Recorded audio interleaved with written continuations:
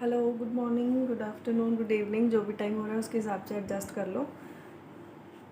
आज हम CCS university का माइनर सब्जेक्ट जो है introduction to the constitution of India semester 4 BA, BSc, BCom तीनों कोर्सेज में जो है उसका यूनिट 1 डिस्कस करेंगे।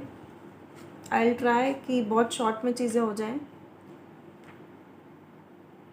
तो लेट्स गेट स्टार्टेड। इसमें जो आपके हैं 3 टॉपिक्स हैं।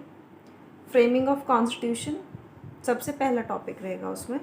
तो फ्रेमिंग ऑफ कॉन्स्टिट्यूशन से अगर मैं शुरुआत करूं तो सबसे पहली चीज़ कि संविधान जो है, अच्छा ये बाइलिंगुअल रहेगा एज ऑलवेज। जो कॉन्स्टिट्यूंट असेंबली रही उसने संविधान का निर्माण किया है, ठीक है, ये बात तो समझ आती है हमें। अब जो कॉन्स्टिट्यूंट असेंबली रही है, संविधान सभा जिसको हम हिंदी में बोलते हैं, उसको एग्जिस्टेंस में कैसे लाया गया और उसने काम कैसे कैसे किया, ये चीज़ हम पहले देखेंगे। तो कॉन्स्टिट्यूंट असेंबली जो है वो इलेक्शन के द्वारा जो है बनाई गई, और इलेक्शन ऐसा नहीं डायरेक्ट इलेक्शन हुआ था, इनडायरेक्ट इलेक्शन हुआ था, जिसमें प्रांत में जो विधानसभा थी उनके सदस्यों ने उन्हें मतलब चुना था इनडायरेक्ट इलेक्शन के थ्रू। डायरेक्ट इलेक्शन वो होता है जिसमें सारी जनता पार्टिसिपेट करती है, जैसे आप लोकसभा वगैरह के इलेक्शन होता है, लेकिन वहाँ जो हुआ था वो था आपका इनडायरेक्ट इलेक्शन, ठीक है जी। अच्छा, जब कॉन्स्टिट्यूंट असेंबली जो बनी थी तो उस टाइम जो उसमें मेंबर्स मतलब जो इलेक्टेड हुए थे दे वर 389। तो कैसे था, 4 जो मेंबर्स थे वो तो कमिश्नरी से थे, उनमें से एक दिल्ली से था, एक उसको बोलते हैं कुर्ग से था, एक अजमेर से, एक ब्रिटिश बलूचिस्तान। तो ये जो है ना 4 जो कमिश्नरी मेंबर्स थे। 93 मेंबर्स जो थे वो देसी रियासतों से थे, और 292 ये जो है 11 प्रांत से जो है लिए गए थे। अब टोटल देखा जाए तो 296 हो गए, 292 जो है वो प्रांत के हो गए 11 के, और 4 जो है वो कमिश्नरी के हो गए। अच्छा, कमिश्नरी में एक दिल्ली भी था। जो 296 थे उनमें से कांग्रेस जो है वो 210 सीटों पे तो खड़ी हुई थी, और उसमें से 199 जगह पे वो जीत गई थी, ठीक है जी। बाकी मतलब और कुछ इंडिपेंडेंट भी थे, इस तरह के मतलब लोग बाकी लोग जीते थे। अच्छा, कॉन्स्टिट्यूंट असेंबली की अगर मतलब थोड़ा सा देखें तो एक तो जो आपने बहुत फेमस नाम है दोनों, मोहम्मद अली जिन्ना और महात्मा गांधी, ये दोनों कॉन्स्टिट्यूंट असेंबली का पार्ट नहीं थे। इसका मतलब ये है कि संविधान निर्माण में ये लोग मीटिंग्स में नहीं थे। दूसरी चीज़, डॉक्टर बी आर अम्बेडकर जो हैं वो पहले जो इलेक्शन हुए 1946 में जो इलेक्शंस हुए उसमें ईस्ट बंगाल से चुने गए थे, लेकिन पार्टीशन के बाद क्या हुआ, ईस्ट बंगाल वहाँ से मतलब ईस्ट बंगाल नहीं रहा फिर हमारे पास। फिर जो पूना से एक संसदीय सीट जो थी उसमें मतलब जिसको इलेक्टेड किया गया था उनका नाम था एम आर जयकर। तो जयकर साहब ने रिज़ाइन किया, और फिर बी आर अम्बेडकर जो हैं मुंबई की पूना सीट से इलेक्शन जीते, और मतलब वहाँ से उनको रिप्रेजेंटेशन मिला, और उसके बाद जो है वो कॉन्स्टिट्यूंट असेंबली में शामिल हुए। तो इसमें जो है फिर उसके बाद जब कॉन्स्टिट्यूंट असेंबली पूरी बन गई, उसके बाद इन्होंने शुरू की मीटिंग्स वगैरह कि भाई चलो अब जो है निर्माण शुरू करते हैं कॉन्स्टिट्यूशन का। तो अब अगर आप लोगों को पूरा पिक्चर थोड़ा विजुअलाइज हो रहा हो तो कुछ ऐसा सिस्टम हुआ कि कॉन्स्टिट्यूंट असेंबली बन गई, संविधान बनाना है, ठीक है, लेकिन संविधान बनाने के लिए एक जगह चाहिए होगी। तो वो जगह कौन सी बनी, आज के टाइम पे जो संसद भवन है उसका केंद्रीय कक्ष जो है सेंट्रल हॉल, वहाँ पे ये लोग बैठ के अपनी मीटिंग्स करते थे।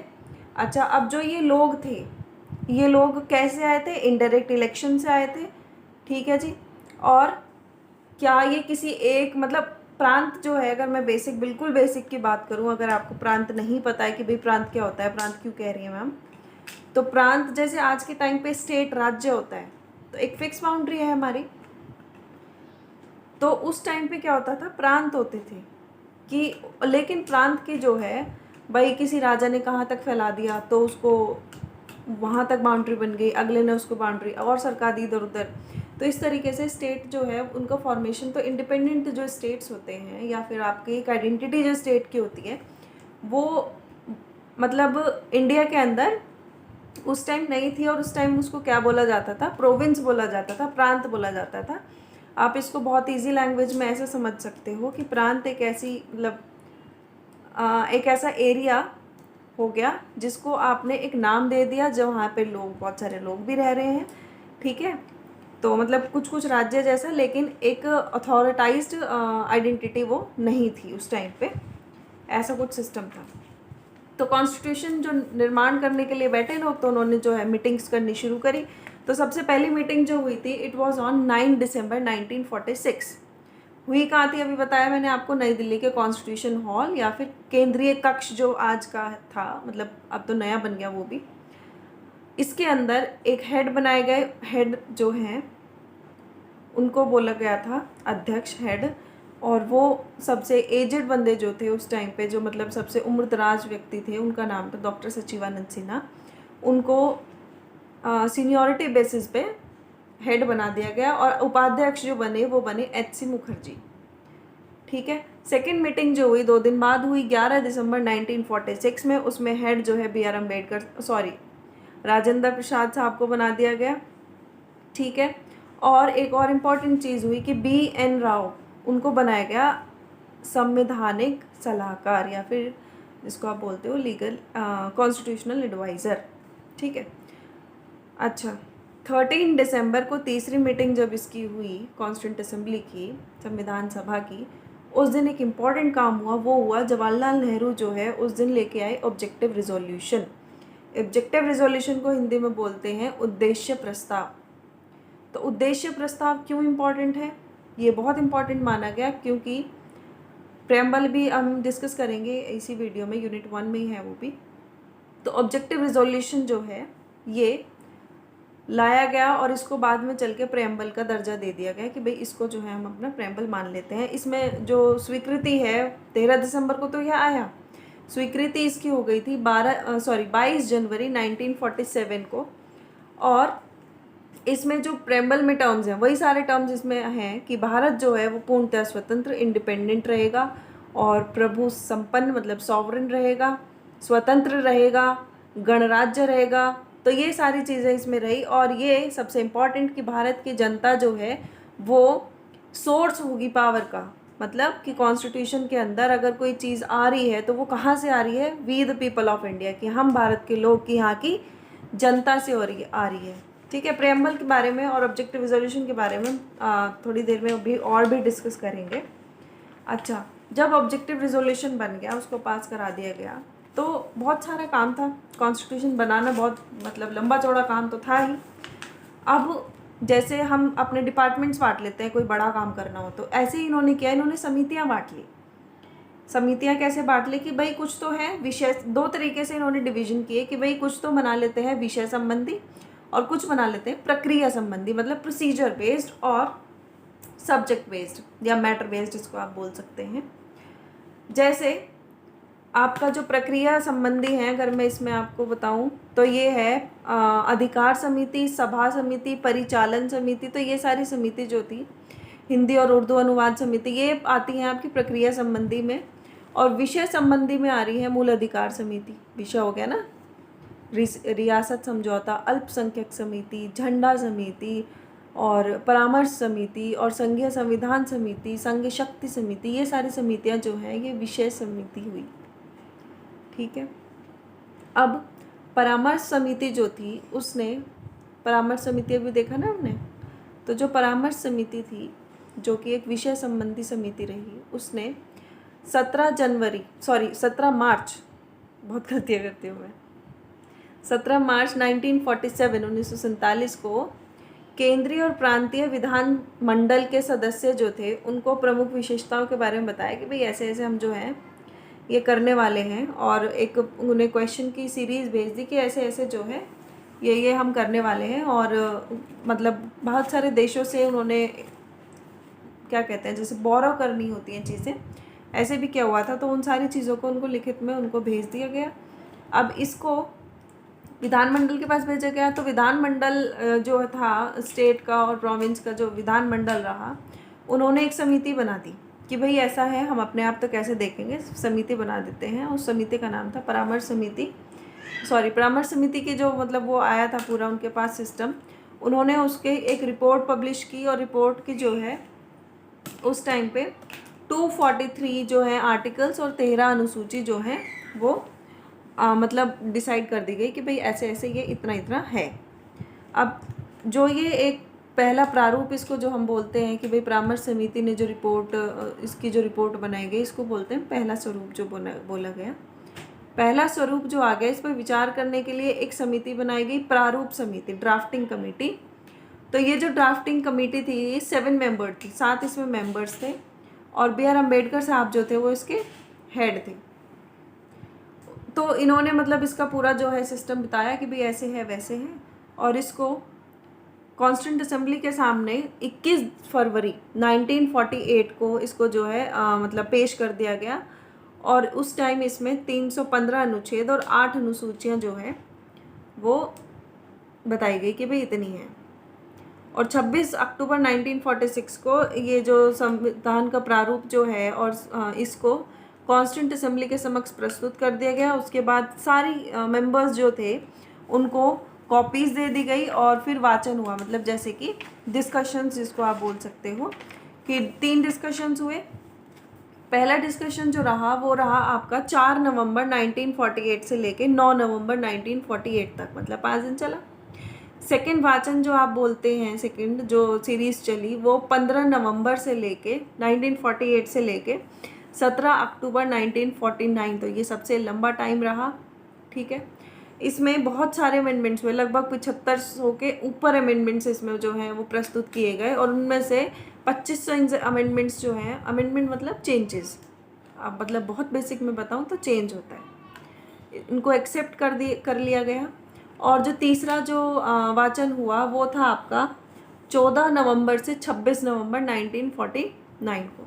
ठीक है, फिर क्या हुआ, 14 नवंबर से 26 नवंबर तक तीसरा वाचन चल गया, और कॉन्स्टिट्यूशन जो है वो 26 नवंबर 1949 को पारित हो गया, फिर अडॉप्ट भी हो गया भाई। ठीक है, और उसमें उस टाइम कितने आर्टिकल्स थे, 395 आर्टिकल्स, 22 पार्ट्स और 8 शेड्यूल्स। और जितने वहाँ मेंबर्स मौजूद थे उन सभी मेंबर्स ने कॉन्स्टिट्यूंट असेंबली ने इस पे साइन किए, और उनमें से 8 जो हैं वो फीमेल्स भी थी, उनमें सरोजनी नायडू, हंसा मेहता वगैरह, 8 मतलब टोटल इन ऑल थी वो।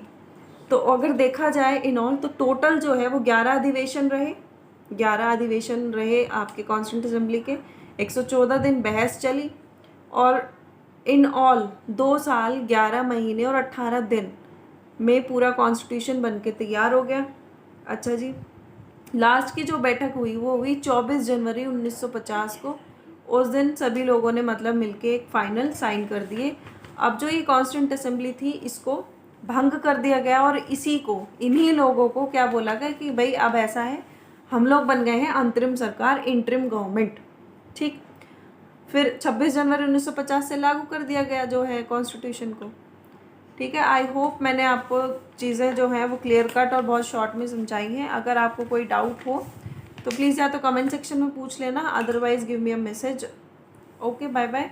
नहीं बाय बाय क्या, आगे की यूनिट भी डिस्कस करनी है अभी, तो विल डिस्कस इट अभी। हाँ जी, अब हम डिस्कस करते हैं प्रेम्बल के बारे में, जिसको आप हिंदी में प्रस्तावना बोलते हो, वो भी यूनिट 1 का ही एक पार्ट है। इसके बाद नेचर ऑफ कॉन्स्टिट्यूशन बचेगा, उसको भी आगे देख लेंगे। तो प्रेम्बल की जो हमने अभी पीछे डिस्कस किया कि पंडित नेहरू साहब ने एक ऑब्जेक्टिव रेजोल्यूशन जो है वो पेश किया था, या फिर उद्देश्य प्रस्ताव जो है उसको पेश किया था, वो पेश हुआ था 13 दिसंबर 1946 को, और उसको स्वीकार कब किया गया था, 22 जनवरी 1947 में। ठीक है, अब इसी को बाद में चल के प्रेम्बल का दर्जा दे दिया गया। अब जो प्रेम्बल है उसमें मतलब कौन कौन सी चीज़ क्या क्या रिप्रेजेंट करती है, इसको मैं एक बार आपको बता देती हूँ। सो इसको आप प्रेम्बल का महत्व या प्रस्तावना का महत्व के अंडर भी डिस्कस कर सकते हो। सबसे पहली चीज़ की जो स्टार्टिंग लाइन है, we the people of India, पीछे भी मैंने आपको बताया था कि इसको सोर्स माना गया है, कि स्रोत क्या है, हम भारत के लोग। ठीक, उसके बाद क्या टर्मिनोलॉजी है कि संपूर्ण प्रभुत्व संपन्न समाजवादी पंथ निरपेक्ष लोकतांत्रिक गणराज्य। ये बहुत भारी भारी वर्ड्स लग रहे होंगे, इसको बोलते हैं स्वरूप या मतलब कि प्रस्तावना क्या क्या स्वरूप रहा, क्या नेचर रहा। अच्छा, इसको मैं थोड़ा सा एक्सप्लेन कर देती हूँ। प्रभुत्व संपन्न, या इसको मतलब इंग्लिश में बोलते हैं सॉवरेन। सॉवरेन का मतलब होता है कि आप जो एज अ कंट्री जो डिसीजंस लेते हैं, आप उसके लिए इतने मतलब पावरफुल होते हैं कि कोई भी आपको चैलेंज नहीं कर सकता। इंटरनल मतलब एक कंट्री के अंदर और कंट्री के बाहर आपको कोई इस तरह चैलेंज नहीं कर सकता कि आप ये डिसीज़न मतलब आप ये नहीं ले सकते हो। आप अपने डिसीज़न पे पुरजोर रह सकते हो, बशर्ते वो मतलब आपके लोगों के बेनिफिट में हो। ठीक है, तो सॉवरेन का मतलब क्या हुआ कि मैं अपनी जगह पे बहुत अच्छे डिसीजंस ले सकता हूँ। ठीक है, फिर क्या वर्ड है, सेकुलर। तो सेकुलर का क्या मतलब होता है? सेकुलर का मतलब होता है कि कंट्री का, देश का कोई एक रिलीजन नहीं होगा। एक रिलीजन नहीं होगा मतलब सारे रिलीजन्स को इक्वल इम्पोर्टेंस दी जाएगी।